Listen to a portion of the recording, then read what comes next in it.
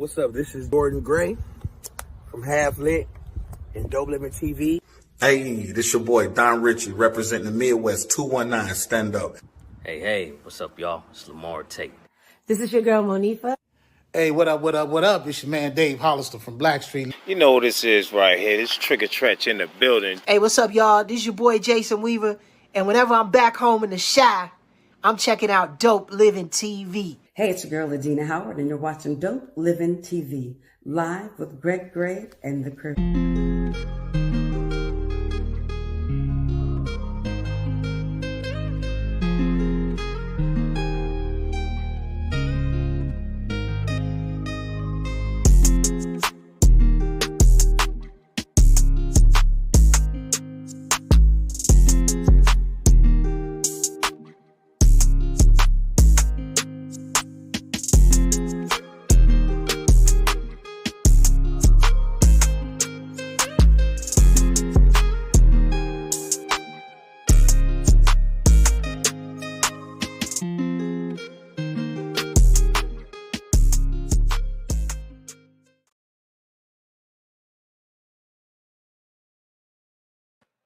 That's my fault.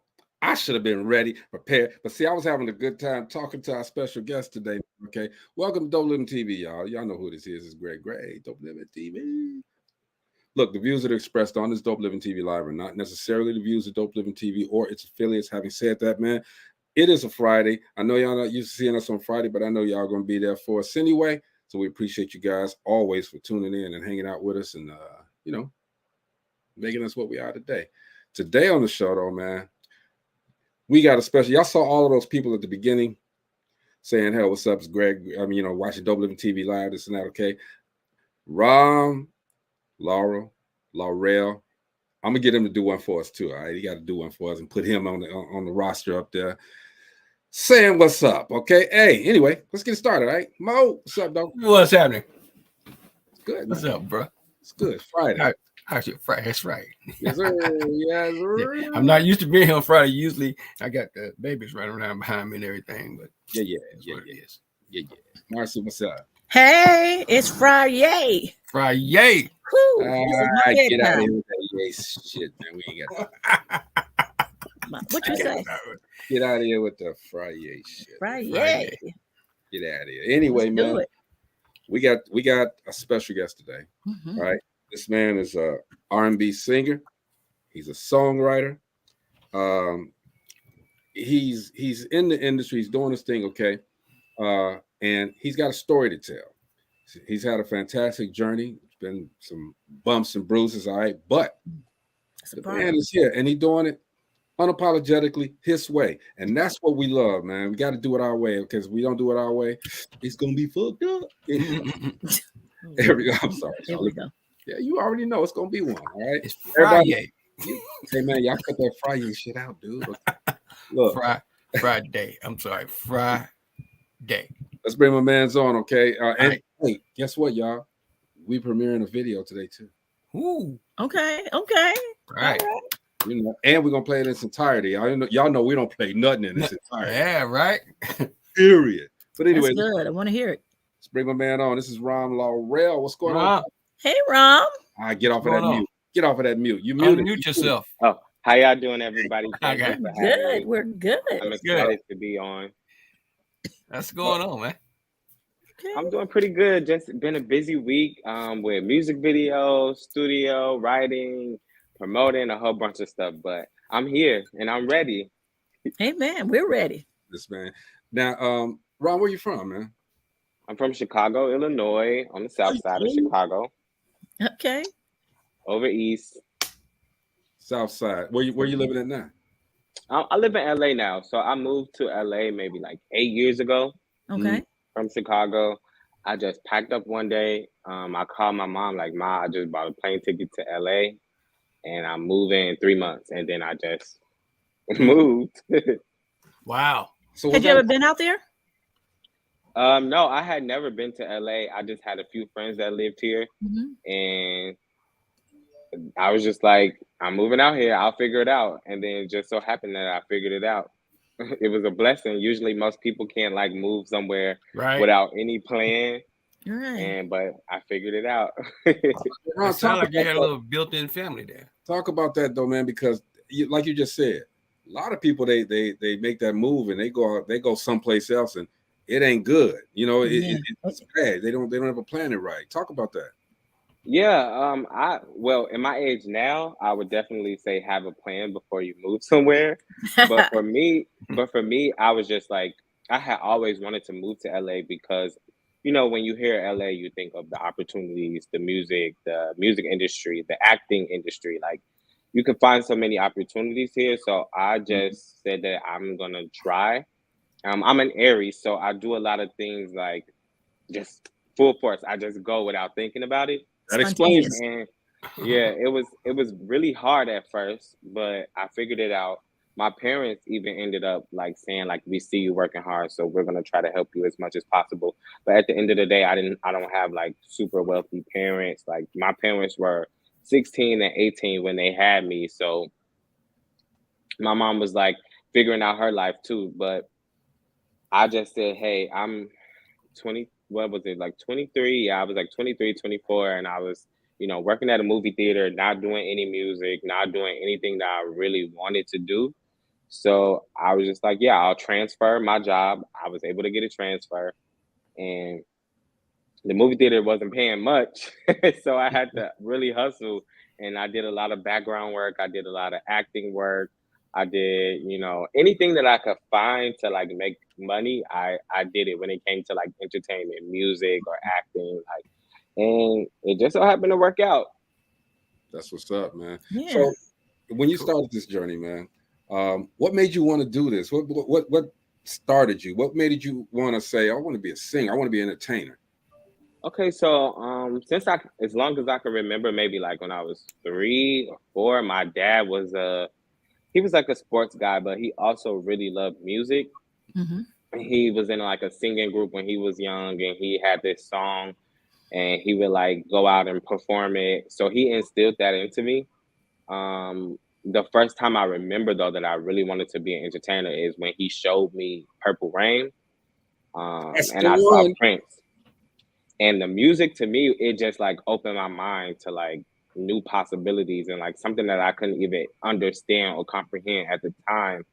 But my dad was always a really pivotal person in my life when it came to music, because he will always say like, if you want to do music, you got to study this person, you got to study Michael Jackson, you got to study like everybody pretty much, like Gerald Levert. You got to know how to sing, you got to know how to perform, study Mary J. Blige. Like, she makes people feel things when she sings and performs. So it's like, study these people, and then you will be good. And my dad was the first person who introduced me to like recording music. When I was 9 years old, he wrote me a song, and I would sing it and go perform at talent shows. And I would always win them. And then I was just like, okay, I can really do this. So I got in dance class. I got in everything that I can get, like talent shows, dance class, singing lessons, piano lessons. I did it all so that I could become a star, so to say. And you're on your way, bro. Okay, but you know what I think it was. Your father showed you the Prince movies, and then he had a bottle of the water of Lake Minnetonka. All right, and he sprinkled a little bit on you and said, "You getting ready to make it, boy." It could have been that too. And my dad is like a very like, every father wants their like son to be like them or be better than them. So my dad was always like, you need to know how to write songs. So at 4 years old, he would like make me read sentences out of the newspaper and like write things like over and over so that I can like. And at the time, I was like, why am I being punished? Yeah. But now it's like I have so much like drive and so much love for what I do and passion for what I do, and it's becoming a lost art. So I want to kind of be that person to bring it back where like talent really, really matters.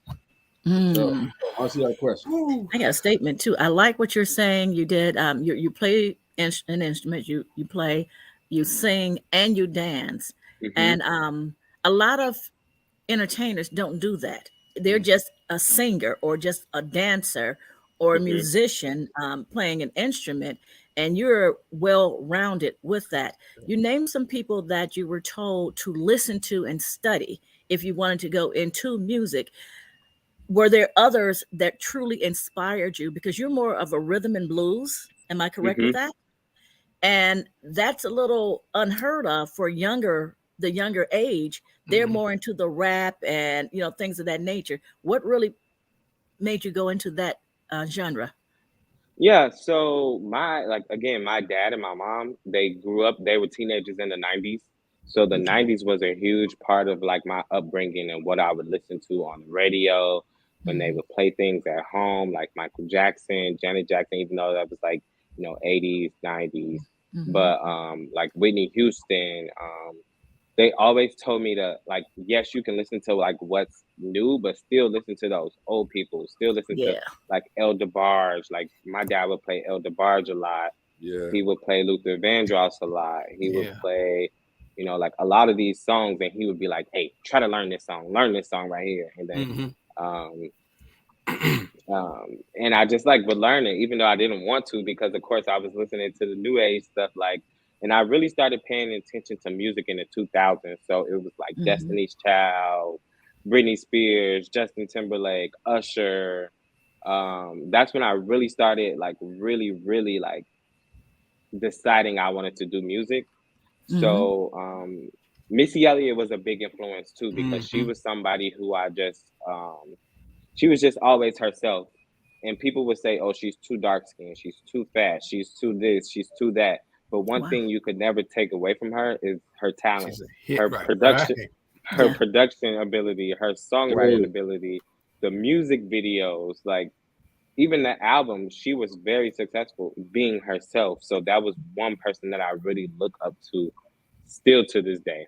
Mhm. And Yeah. just one quick thing before you go on, Greg. Young man, you said you listened to the old people. Don't offend those two old men up at the top, okay? Don't let them have to take their belt off. What Look you at Greg. talking I about, Those just, Marcy? old What you men up talking I there. about? just, What you talking I about, just Marcy? meant the well I know, seasoned, baby. I should I know, say. baby. Hey man, I if just you want to go, clown you. if you're gonna tell a joke, you don't laugh at your jokes, all right? So I anyway, laugh at all mine. I'm sorry. I laugh at all mine. and by the way, man, I like that jacket. I'm gonna have to come get that Thank you. for sure. So you mentioned with Marcy's long ass question, okay? You mentioned a lot of stuff in there. I'm sorry, Mo, you had a question too. Yeah, I mean, I kind of like a statement and a question going into what you were talking about in the 2000s, how that renaissance of R&B came about, and then it got kind of steamrolled over with the combination rap R&B, Hmm. rap and R&B. So is that what you're trying to create again? That that flavor from there, because the early 2000s into the middle, it kind of like they kind of like put it off Yeah, R&B. it Yeah. shifted and then turned it more into like hip hop. So Yeah. my music has like a lot of hip hop influence too. I also rap.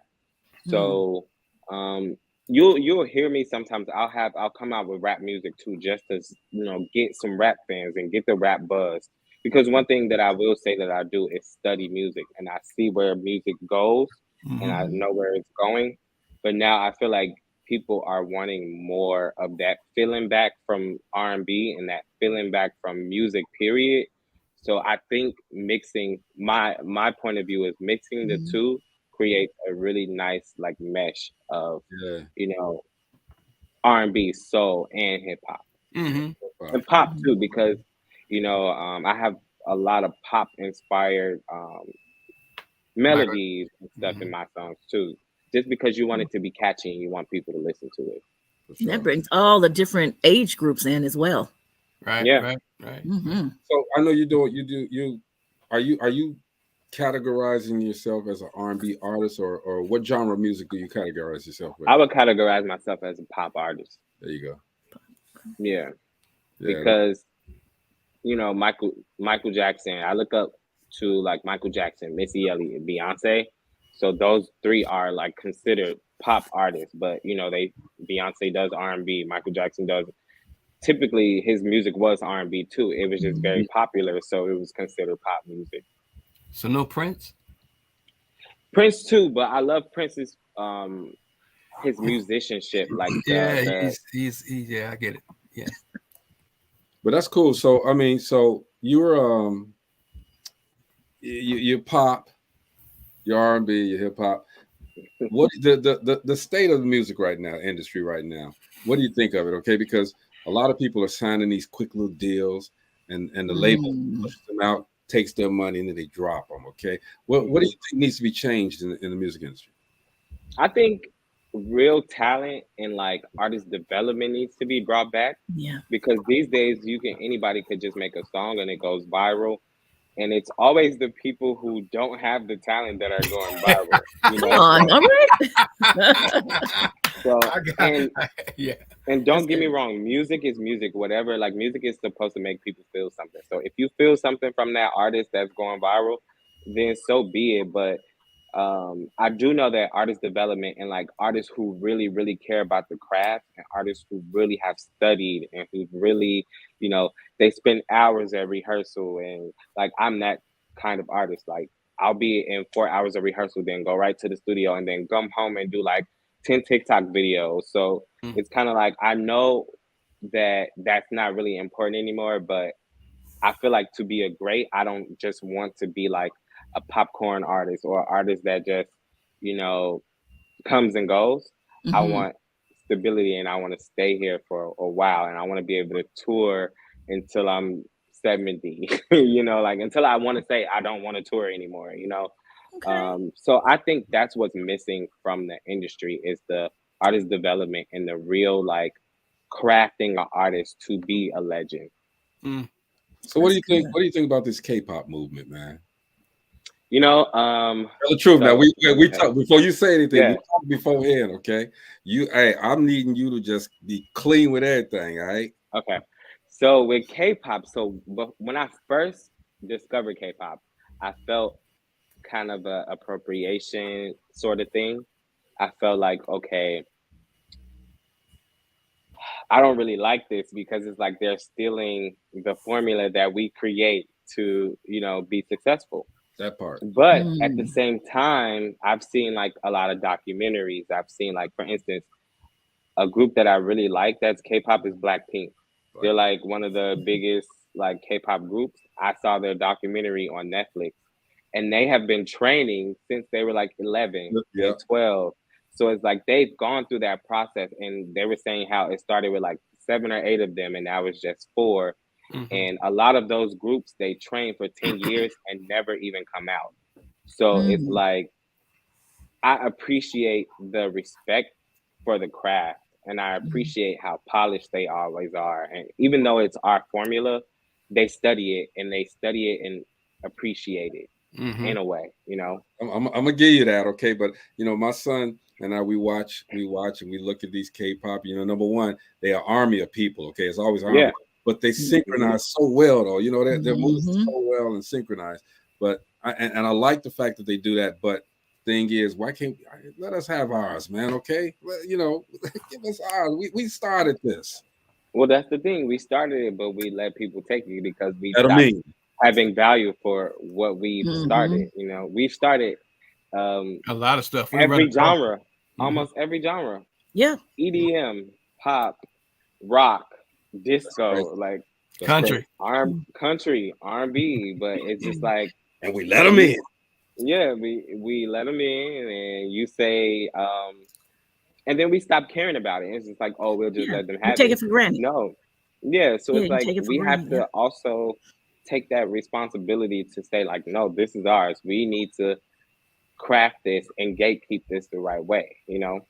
And I do not like the gatekeeper thing, but at the same time, it's like certain things need to be gatekept. So give me an example of how that would happen.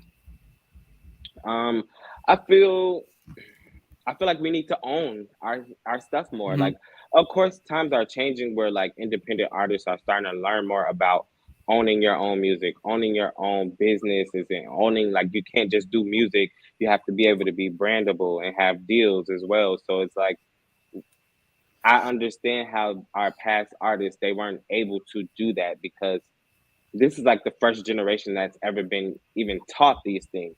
stuff that you couldn't even, like, a label would never let you know about. So I just think it's going to take time, but it's starting to happen slowly but surely. But I feel like we just need to all stand together, and just say, like, hey, this is what we do. We need to create our own Grammys, our own things that, you know, are important to us. And I think you can lead that charge too, bro. So let me ask you this real quick. I know you guys got some questions too, but let me ask you this. So as we fast forward, so you're unapologetically a member of the LGBTQ community. Yep. And, go ahead. Oh no, go ahead. I was just going to say it now. We've had people, and you and I was talking about this before the show started. You know, I like authenticity. I love authentic people. But, you know, as we were talking before the show started, you got Lil Nas X, you got Frank Ocean. Those guys came out after they got their first big hit. Then they came out. You know what I'm saying? They said, well, hey, this is me. How, to me, it was like, you know, that's phony. Don't do that. Live your truth. And you're living your truth, all right? How does that feel? And how has there been many obstacles for you since you're coming in here just like you are? Yeah, I would say there was a time that I didn't always live authentically in my truth. I never hid it because I've kind of been out since I was 13. So I've never hid it. I've never tried to run away from it. But I've always been told by, like, different people in the industry, like, you'll never be like a #1 artist because you're gay, or you'll never do this, you'll never be able to do this. So it made me say, like, oh, I have to not show this. I have to not be so, you know, myself about it, but just, like, kind of create a character.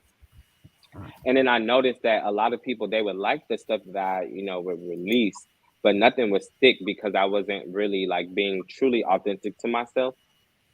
So I decided, like, you know what? I can't be anybody but me. And, you know, God and the universe created me this way. And I have this talent to be a voice. I have this, you know, drive to be a voice for other people. So I just want to be that artist that myself, when I was like maybe 4 or 5, wanted to see on TV, so that I could feel more confident about myself. Absolutely. Marcy, you had a question? Yes, when you're a writer too, correct? Yep. So when you're writing, where do you get your inspiration from? I get my inspiration from real life. You know, I have a writing partner. We've written most of my songs together. And he's actually a straight man. So he'll be like, what you want to talk about? Let's, you know, like, what do you want to say? And I'll be like, you know what? I think, and he's always encouraged me to be authentic. He's just like, I think you should just do it. Like, because he says, like, you know, when people see, like, they can pick up on that you're hiding something, and it comes off as inauthentic. So always just, like, just do it. And for so long, because I've heard for years that I wasn't going to be this, or I wasn't going to be that, or I'll never make it being myself, I kind of fought it. Like, you know, I'm not going to do it. I still want to cater, but I get my, you know, inspiration from real life situations, my relationships, you know, the relationships that I saw my mom going through, and I see my dad going through, or I see my friends going through. Yeah, so it's just mainly I like to talk about things that I'm actually experiencing. Yeah. Because I feel like it connects more. And you're telling stories too, man. You're telling real stories. You know what I mean? You guys will see when you see this video, because I was looking at the video earlier, and I even questioned Rom. I'm like, well, should I say it before I play the video? I'm gonna say it. I'm gonna ask you anyway, because I understand what the video was about. I get it, but you know, he didn't make up at the end. It was over. It was truly selfish. It was truly over. And I'm like, come on, that's not a happy ending. All endings aren't happy. Yeah. and especially with LGBT relationships, like, you know, we've been taught, kind of conditioned to not even really love ourselves. We kind of don't know what it is to love ourselves. So everything we're doing is trial and error. We're told that from the beginning we're abomination, or that we're not supposed to be the way we are. So, and we internalize that and say like, well, if we've been taught this, like I remember being in church like 8 years old, and the preacher was just going off, and I was like, yeah. I'm going to hell. Devil and sitting then, right next to you. Go ahead, go ahead. as a little kid, you internalize that and be like, oh well, I'm worthless, I'm nothing, you know, like, and you start to grow up and you get bullied in high school or you get bullied in college, and it's just like people don't really realize the internalized, you would say, hatred that we start to grow within ourselves. Yeah. So it's like I want to tell the stories of us, like really showing love, but also everything isn't always peaches and cream, you know, like it's not always going to be a happy ending. It's not always going to end well. So you just got to know how to just choose yourself first, and always pick yourself up, and always speak life into yourself, because not everybody is going to do that. That's right. And you know, we talked about also how people generalize you guys, the DGQ community, you know, and especially being in the industry, you are a recording artist. You're not a recording artist. You're not an LBGTQ recording artist. You're a recording artist. You know, you'll speak on that. Yeah, and for so long I used to fight that label, like, don't label me LGBT artist, don't label me this, because it's like, you don't hear Drake, you don't hear them announcing Drake as straight artist Drake, you know, like you see Drake, you know, like you don't see Beyonce saying like, you know, straight woman Beyonce, straight black woman, you know, like you don't see that. So it's like, why do we have to be grouped and put into this box or label when we're just really just trying to be artists? We're just really trying to create and show our, you know, our true selves to the world. And then even in the LGBT topic, LGBTQ, they just grouped a whole bunch of different people in together that they don't understand. Come on. You know, like as a gay black man, I don't have the same experience as a trans woman or a trans man. I don't have the same experience as a lesbian. I don't have that same experience. So it's completely different. But we've just been like, okay, we're gonna stick together because the rest of the world treats us like shit. You know, so that's one thing that I just always was like adamant about. It's just, I'm an artist. Like I'm an artist. Like I don't like the LGBT thing, but I've also embraced it lately because I'm just like, at the end of the day, that's the way society is and that's who you are. So just take everything and live with it. You're so grounded, man. I love the way you explain that. Okay. Super publicist Katina Fields says, do you think Lil Nas X helped or hurt the LGBTQ music community? I think Lil Nas X did a great job because for so long, you would never see a black gay male at the top. They always hit it. Like, for instance, we talked about Luther Vandross. It's like Luther Vandross was at the top, but nobody really knew who he really was. Sylvester. Exactly, Sylvester too. Like, yeah. Hey, don't front on Sylvester. It wasn't no joke, I know. So it's just like we always had to hide. And then with Lil Nas X, he came. Yeah, it was like really gimmicky. And yeah, he was doing things that was like, okay, I'm trying to get attention. But that's the length he had to go to get there. So I say, like, to be honest, he kicked open a lot of doors because now people are wondering what else can we do? You know, like what else is there? Like I've never seen a black gay male have like an Adobe brand partnership. Lil Nas X does. So it's like you're working with one of the biggest creative companies and you have a partnership with them. So I think that's a big deal. I think, and every single that he's released has gone #1. Yep. So it's like, yeah, he's not in the news. He's not seen every day anymore, but his music is still doing great. He still has a lot of streams and Spotify listeners and subscribers and a big fan base. So I would say he helped it a lot. And he made an impact as well. Okay. And yeah. So that impact will never go. If he comes back out and just says, record, They're gonna start making vinyl records again because he said it. All right, most definitely. Mo, you want to say something while you drinking? Yeah, drinking my juice. Anyway, going back to gin and juice. No. Freddie Jackson too. Yeah. I've heard rumors about that, like Freddie Whoa. Jackson. Hey, I didn't know that till right now. Look, I'm like you see me like what? Oh, y'all sleep then. I was in the music business. I didn't know Freddie J was. Well, see, that's the thing. A lot of them try to hide it. My thing is, look, I don't have nothing against anybody. All right. Yeah, I mean, you don't have to hide it. And I understand what Ron was saying. You know, people come at you. People say different things, and they try to block you when you label this and that. Okay, but yeah, that's what I was gonna say. They put labels on everything and everybody, and that's and once you start putting labels, and that's for anything. When you start putting labels, just like not to take away from the LBGTQ, okay, because I don't never get those letters right. I had to write that down. But that's just like, say, if there is a break-in or a murder, it had to be a Black person, or with the movies, we had to play like the maids or the pimps and the whores and things of that nature, because they're putting labels on us. If this happened, it must have been a Black person. And I might as well go on my statement. I'm sorry. I like how you said. Oh no. You have a time. Okay, I'm going to cut it short. Music is universal, and love is universal. Yes, and without all of those labels, like I like how you put it. You don't say straight Black male artist. No. And I like that. And yeah.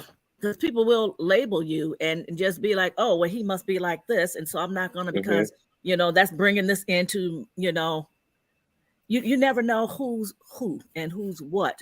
And you'll be shocked at, I'm listening to this person. What lifestyle. Yeah. Right. And then because you find out something, they're being labeled as gay. Oh, I can't listen to that. I want to hear anything that person has to say. But we can learn from each other. Katina says, since being gay is more open now than ever, why do you think artists still feel like they have to hide it? We're just talking about that. Why do you think they have to hide it? Stereotypes. I think, there are stereotypes. There are people who still have that mindset. If you think about it, a lot of these music execs, they're older in their ways of thinking, and they're like just, a little bit older in age. So it's just like, they're not interested in changing their point of view, especially when they're already successful and they've already reached a certain level. So it's kind of like we still have to cater to those people if we want to be signed to a major label. And a lot of people still hide it because I think it's like PTSD from like growing up and like, being ridiculed and growing up and being taught that, you're basically bad. Like everything about you is bad and you're not supposed to be on this earth as you are, So it's kind of like, it's a little bit of PTSD, but I do feel like now times are changing and people are more open-minded. And that's kind of why I decided to just, go for it. Even when, like in this video that you guys are going to premiere, I wanted to show Black love differently. It's a relationship that doesn't end well, but it's still like you never see two Black men or two Black gay men in love on TV. It's always like interracial, or it's always like the only time you do ever see it is in like an HIV commercial or an AIDS commercial for like medicine. And I'm just like, we're so much more than that. We deserve to be loved. We deserve to have our stories told. The only movie that I can even think about was it was a movie that came out last year. I can't think of the name, but it was the only movie that showed us in our true form of how we are. And then it's like also on TV, you see Black gay men, you see the Black gay stereotype character as like super feminine or super like, a character, like a kind of just like making fun or poking at us, like making us look like a spectacle. And like not all of us, there are people like, that are like that, and that's okay too. But not all of us are like that, What about the RuPaul stuff? Drag Race and all that stuff. I don't really watch Drag Race. That's so crazy because people always ask me that, but I don't really like it because I just feel like it's like putting on, it's putting on you know, Minstrel you're show. being a character. You're being a character and not like your true authentic self in a way. But I have seen clips and I'm like, oh, this is entertaining. I can see why people do like this. But I just typically like, you know, more like Real stuff. kind of like real almost, like not people like dressing up and like, you know, lip singing and stuff like that, because I'm actually a real performer. I do actual singing, you know, so I just don't watch it, but I do see why people like it. It is really entertaining. Don't you hate that lip syncing? Yeah, I hate it. But at the same time, I do understand, like as an artist who dances, I'm always singing. My mic is always on, but there are parts where I'm just like, you know, I'm gonna lip sync this part because I'm dancing full out at 100% of my energy. So Yeah, you get tired real quick. Whew. yeah. But you just have to train. Like I've been training since I was a kid to sing and dance at the same time. So you just got to train. And a lot of people have lost that art of training and doing that artist development. Right. Hey, we are talking with Rom Lawrell. Am I saying it correctly? Lawrell? It's Lawrell. Yeah, Lawrell. Rom Lawrell. He's a singer-songwriter. Got a lot of stuff going on with him right now. Okay. He's about to blow up, y'all. So we got him first. Kathina says, I say be you and be who you are. I'm about the music and the music speaking to me. Can your music move me? Does it make me feel good? That's all I'm concerned with. I agree with you. Amen. 100%. Amen. Plus a no for us now, A-Ron. Okay, I'll sing a little bit of my song that we're premiering today. It just came out today and it's available on all streaming platforms. It's called Selfish. Let's go. Let's go. Why did I take so many pictures of you? It's like I introduced you to everyone I know. Now when they see me, they asking how we doing. So they call us lucky, but they don't have a clue. I almost choked from swallowing my pride. I got trust issues from hearing all your lies. I gave you love, but you just wanted lights. Too many sleepless nights, 'cause something don't feel right. Come on now. Y'all better, boy. Come on now. What? And the jacket popping. That's why he still got you. He's looking at the jacket. Man, I got to get that jacket. But you know what? That's a good segue into the video. We might as well go and get that video out right now. Yeah. Let's play the video. Ron, can you bring it in for us? Yeah. What's up, y'all? I'm Rom Lawrell. This is Dope Living TV, and we're about to premiere my new music video, Selfish, right here. And it's an exclusive, so you don't want to miss it. Let's go. Let's go. Let's do it. Hurt me too many times, okay? I gotta put me first. I gotta put me first. I gotta put me first, Lucius. I promise you.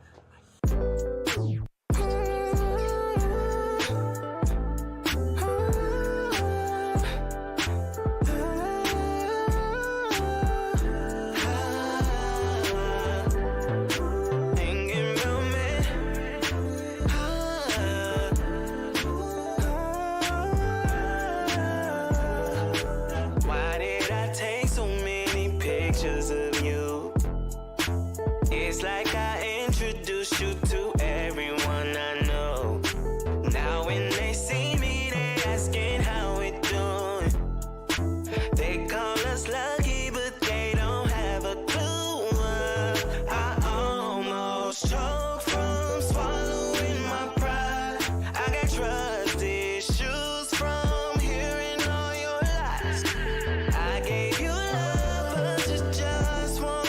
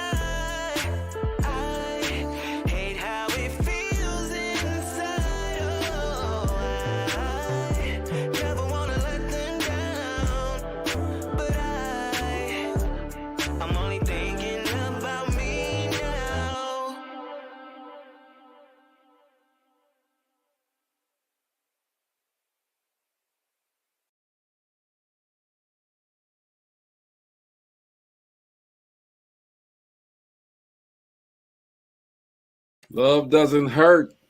Thank you. Hey, Thank you so Oh, much. Love it. go. See, I told y'all Thank you. at the end. That No, happens. come on, man. All right, so now you got to make a different one. Okay. Hey, man, what you're very creative. All right. What was your thoughts behind making this video? Well, in the past, I've been in like 2 abusive relationships, mentally and physically. And a lot of people think just because it's like 2 men or 2 women that those type of things don't happen. And like, you know, us as men, we can fight and like, you know, shake each other's hand and just be done with it. And I even grew up with all brothers. So I'm the oldest of 3 boys. So me and my brothers used to fight, and then we'll be in the same room eating food together, you know, like, so you think that you start to like normalize those type of things. Also, like, my dad and my mom were like in the abusive situation, you know, but they were young. So it was just like, now I can look back and say, you know, they were so young, they have to grow from that. But you see how these like small little things from like your past affect your adulthood and affect the relationships and friendships that you have. So I wanted to shed light on those type of situations, because when I'm scrolling the internet on Twitter or Instagram, I see so many situations where people are in like mentally abusive situations or physically abusive situations and don't even realize it or understand it. So I felt like by telling my story and telling like one of my stories, I could touch other people and just say, you know, like, whenever it gets physical, it's never okay. So you have to choose yourself, you know, like, always choose yourself. You should never love anyone more than you love yourself. That's what's up. That message is brought across through that video. You did a great job with the video. So thank you. You write a lot of music. Have you ever had writer's block? All the time. All the time. And I like beat myself up so bad because, you know, this is really all I've done my whole life. Like, yeah, I did school, but I didn't care about school. I cared about music and being an entertainer. So when I get writer's block, you know, one of my writing partner, Pendrick, that I said I worked with prior, he helps me a lot because he's always just like, if you can't come up with a melody in 20 minutes, then move on and then come back to it. So that helps me keep pushing and keep writing. Like, if the vibes aren't right in those first 20 minutes, chances are like you might have to go back to it. So the biggest advice I would give to anybody who has writer's block is just like, keep going. Like, you know, if you can't get it, stop, go experience something, come back, and then you'll probably be able to, you know, write it. Is all of your music life experience? Yeah, every single song is true life experience. What's up? So what's next? What's next? I'm dropping another video, and it's a rap song. It's coming out in like maybe 2 or 3 weeks. I just filmed it yesterday, and this is like, I would say this is like pop and rap. So this is me like in my full stardom. Like with Selfish, you see me being more vulnerable, and you see me being more like, you know, loving and like really showing like a sensitive side. Yeah. But then this song is like completely different vibes. It's completely different tone. It's like more upbeat. It's something you could play in the club, the strip club, everything. So I'm really excited for that. Are you out there performing now? Yeah, I'm performing. I'm preparing for a big virtual reality show. Wow. My dancers and I, we've been rehearsing. So yeah, I'm trying to get in the metaverse and do like big things in the metaverse and really be an innovative artist. I worked in tech for maybe 7 years, and then during COVID I got laid off, and I started to think like, how can I work in tech but still work with my dream and work with my goals? So I'm really doing some really major things, and I'm really excited about that's coming this year. That's what's up, man. We want that video. We will play it here. It's coming. When I release it, I'll hit y'all up and let y'all know, because it's definitely something crazy. You gotta see it. Yes. Then I might have to play them back to back and say, okay, this is where he was, loving guy. Even though you said you was loving, okay, but you was about to whoop some ass in that video. Yeah, sometimes you have to and I didn't show the full scene. The full scene was that, but I was just like, let's keep it light. Like we got the point across. In the actual situation, it actually was a really big fight, and I won. Not just kidding, but but yeah, it's just like, you just gotta really like choose happiness over everything. So I was just like, you know what? I think the point was given, so I don't want to show that, like, because violence is not the answer, and I don't want anybody to think it is, Glorify it, yeah. And I think that's the overall message, okay? And I love the platform that you're putting out to everybody, all right? It's a peaceful platform. It's a loving platform, and it's giving messages, which a lot of people don't do anymore. It's giving messages, man, and, we need that. And I think you and people like yourself, as far as real, like we spoke, real recording artists, not that trash they putting out there. Like, I respect everybody, I do, okay, but I when I'm looking at an artist, and I get on, because my son is a rapper, all right. I tell him, they like to play the music and their vocals and everything behind them when they're rapping, all right. I'm like, nobody's gonna see if you can really do it, and that's why I asked the question earlier about the lip syncing, and you said you don't really lip sync because people want to hear you. Yeah, they want to hear you, especially at shows. Like, one thing about shows with me, if people come out to see me perform, I'm gonna give them a show.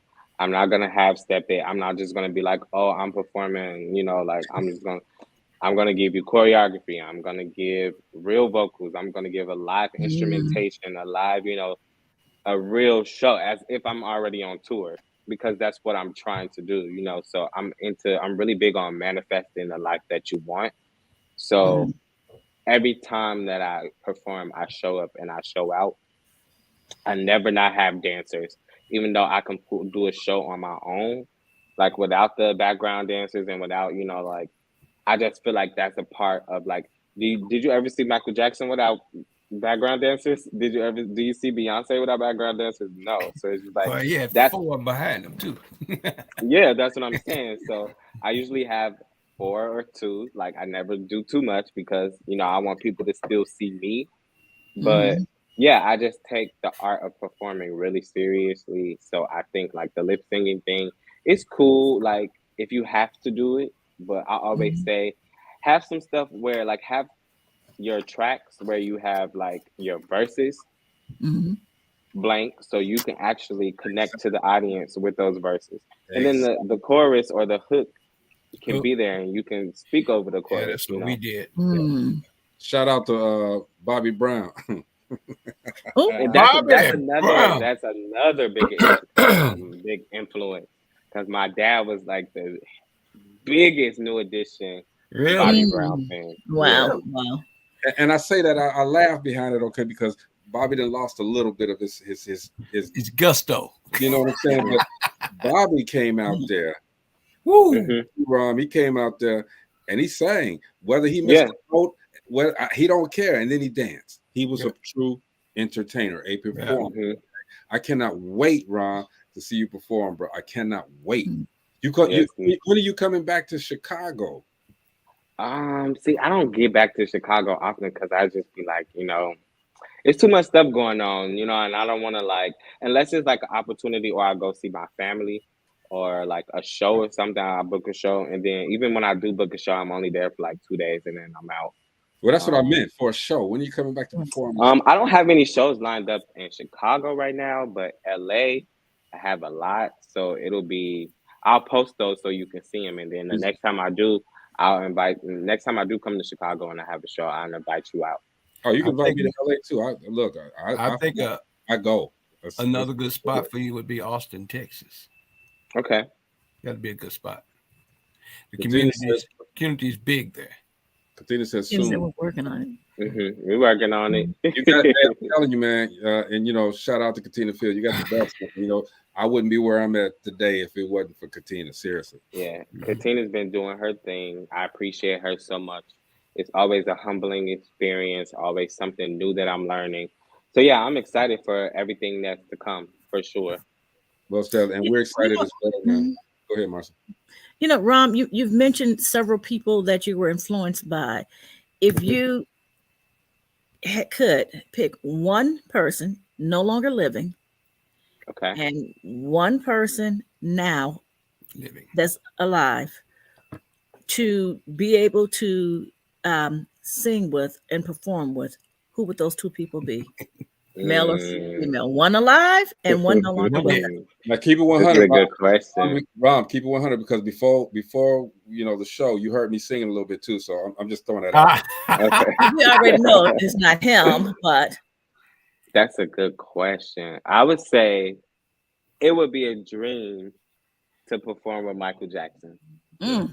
Because that's how I would know that I really got it. You know, like, and I really made it. You know, Okay. You know how meticulous he was? Michael not letting everybody on the stage. No. You know, like if you can't do it, he'll let you sit to the side. You know, Let that Joe Jackson come out. Yeah, Joe Jackson too. And my dad was kind of like a Joe Jackson, probably not as worse, but not as bad. But he definitely was like, you know, you got to be, you know, he cracked the whip a lot. You know.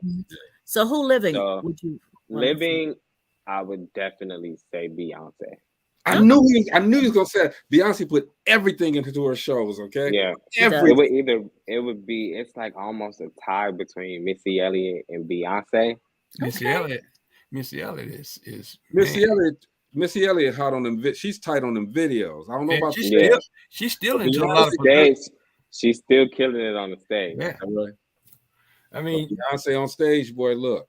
But I would say definitely the pinnacle is Beyonce right now. That's what's up. Man, you got a lot of stuff going on, and it's a lot of good things, man. And dude, I'm telling you, I cannot again wait to see you perform. I saw a video of I don't remember the name of it, but a video that you did maybe last year or something like that, or year before last. It was for you guys. I was walking down the street. It was 3 girls in front of you guys, and y'all was killing. Oh, yeah, so my Get to Know You dance. My Get to Know You video. Yeah, y'all was killing it. Love that video. Did you see my I'ma Do Me video? Because that's really inspired by Single Ladies and Bobby Brown. What's the name? It's 3 of us. I'ma Do Me. I'ma Do Me. You gotta, man, look. It was heavily inspired by Bobby Brown. I wish I had to play it, but we're gonna get it on. You're coming back. Yeah, I'm coming back for sure. I enjoyed the interview a lot. Well, good. We really appreciate you giving us the time. We don't normally do a show on Friday. We don't. All right, but today I'm glad we did because we needed this. We needed to hear from you. Is there anything else you wanted to say? We normally go around the room, but we ain't gonna do it tonight. We go around the room and leave some good vibes, but we want the good vibes to come from you, Rom. And then I'm gonna play a portion of the video again, and then we're gonna cut out. So cool. Right now, I would just say thank y'all for having me on the show.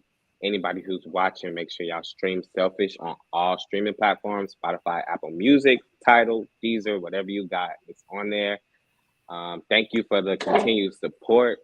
I will keep going, and the stuff that I got coming for everybody is going to be amazing. I hope that y'all are all happy and you find happiness. If you're not, and let's just keep going and keep rising and keep elevating. Are you happy, Ron? Yeah, I'm happy. Like life, I can't complain at all. like life, I'm really blessed. That's cool, man. You ain't gonna be happy when you see me pulling up to your concert with a jacket just like that. You'll have on a different one then. No, yeah, I'll have on a different one. It's cool. And Greg gonna have his. I'll take pictures and everything. See, now that I know your vibe, I done watched a few videos. Now I know your vibe, man. I'm gonna put it on because I'm gonna be just like Ron. I wanna be like Ron. Hey man, this is Dope Living TV. We've been talking with Rom Lawrell. Man, this was good. This was fun. Yeah, it was really fun. Man, it was such a pleasure to meet you. It really is. It was great meeting all of you guys. Thank you so much again. We appreciate you, man, for coming through and hanging out with us on a Friday. All right. Everybody, you all go. Tell your social media again. My social media is Rom Lawrell on all platforms: Instagram, Facebook, Twitter, YouTube, ROMLAWRELL. You can find me everywhere. Everywhere, but in Chicago. Everywhere. I was born and raised in Chicago, you know, so They know I'm out there. it's too cold. There we go. It's too cold now. Here we go. So I'm moving to Michigan. I'm with you, man. I know exactly what you're saying. That's why I got the hell out too. I got to go. But People don't understand every year shoveling that snow. In 0 degree weather. That's why I'm staying in LA. That's what I've heard. You're a star now. You get people to shovel it for you. Exactly. That's the truth. That's what you do. Hold your money and stay in LA. We have fun, man. We're gonna play a portion of the video again. Get up out of here, okay? We appreciate you, Rom, and we're looking forward to some great things coming for you. Hey, man, you gotta come back. I'm definitely coming back. Just let me know when. For sure. All right, we'll do. All right, it's Dope Living TV Live. We will see you guys Monday. Hang out with us, all right? Peace. You hurt me too many times, okay? I gotta put me first. I gotta put me first. I gotta put me first, Lucius. I promise you.